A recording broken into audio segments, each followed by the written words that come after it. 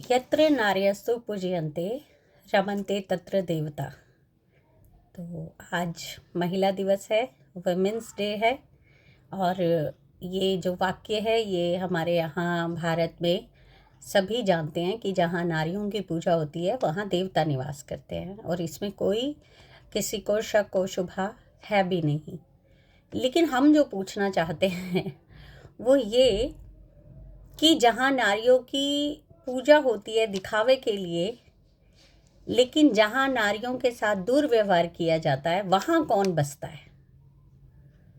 तो आप देख ही रहे होंगे कि हमारे देश में रोज़ नई नई घटनाएं हो रही हैं, जो दुराचार की और दुर्व्यवहार की, बलात्कार की घटनाएं जो हैं वो हो ही रही हैं।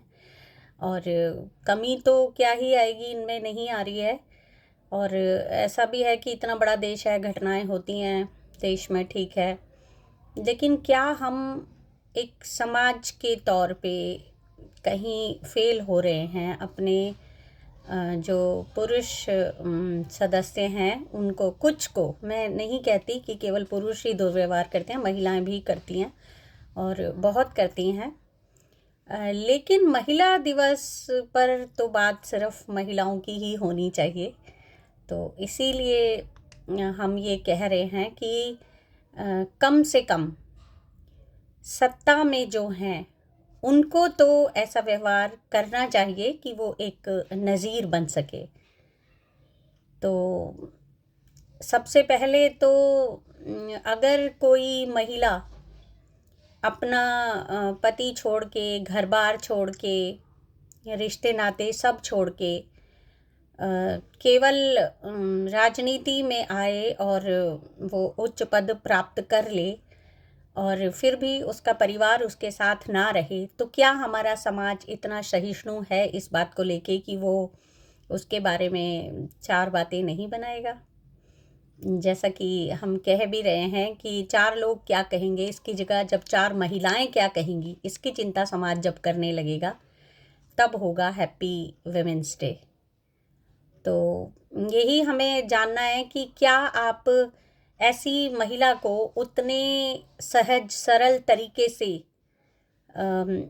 ले पाएंगे, पचा पाएंगे, सही शब्द है पचा पाएंगे, जिसने अपना परिवार छोड़ा हो और वो देश में उच्च पद पे पहुंच जाए। जी हाँ, हम यहाँ बात मोदी जी की ही कर रहे हैं, क्योंकि हमें विशेष लगाव है उनसे।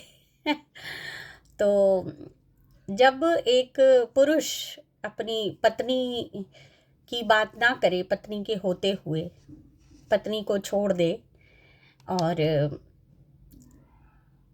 स्वयं वो एक मतलब सभी तरह की सुविधाओं का उपभोग कर रहा हो, तो उसके प्रति कैसा व्यवहार होना चाहिए। और ये हम इसलिए कह रहे हैं कि आज वुमेन्स डे है, तो इस बात पे विचार करना चाहिए कि यदि एक पुरुष ऐसा कर सकता है तो एक महिला भी अगर ऐसा ही करे सेम, कि परिवार को साथ ना रखे, अपने पति के होते हुए वो प्रधानमंत्री बने और प्रधानमंत्री हाउस में अकेली रहे, सभी सुविधाओं का उपयोग और उपभोग कर रही हो, तब क्या हमारा समाज उतना ही उदार होगा उसके प्रति।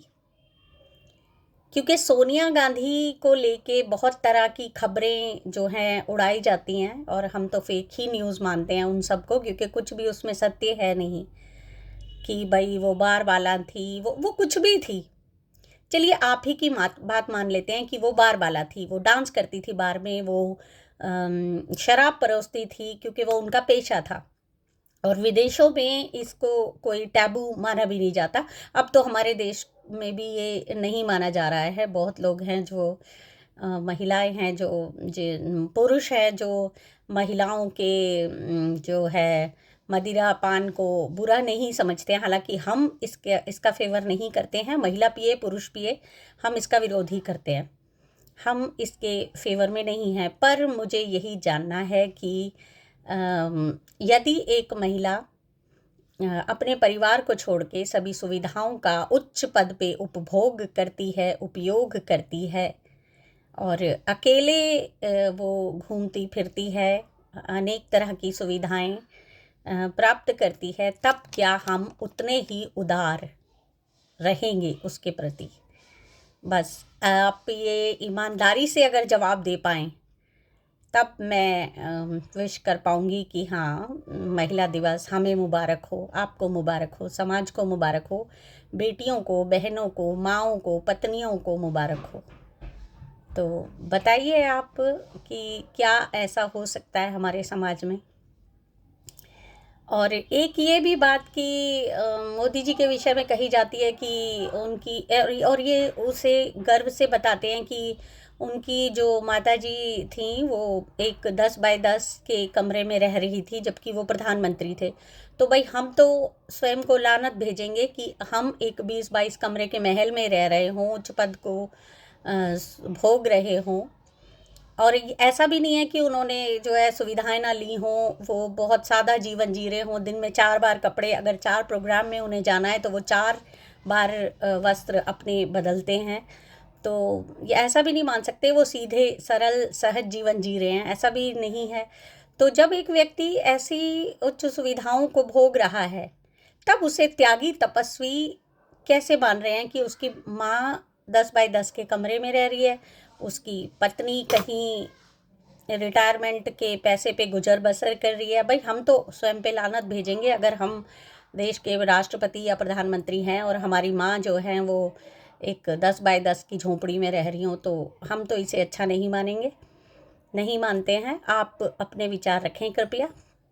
और ये बिल्कुल भी पर्सनल नहीं है, महिला दिवस के चलते हम ये सवाल सबसे पूछना चाहते हैं कि एक महिला अगर इस तरह व्यवहार करती है समाज में तो आपके क्या विचार हैं उस पर, और आप कितने उदार उसके प्रति रहेंगे?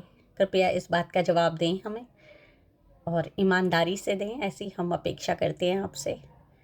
तो कितने ईमानदार हैं आपके कमेंट से ये हमें पता चलेगा। तो मिलते हैं, thank you. Happy women's day तो हम अभी नहीं कह सकते, अभी तो नहीं कह सकते, क्योंकि ऐसा दंभ भरा जा रहा है। रेखा गुप्ता जो दिल्ली की मुख्यमंत्री हैं, उन्होंने आज कहा भी कि भाई एक महिला को मुख्यमंत्री बनाने का साहस किया पीएम मोदी ने।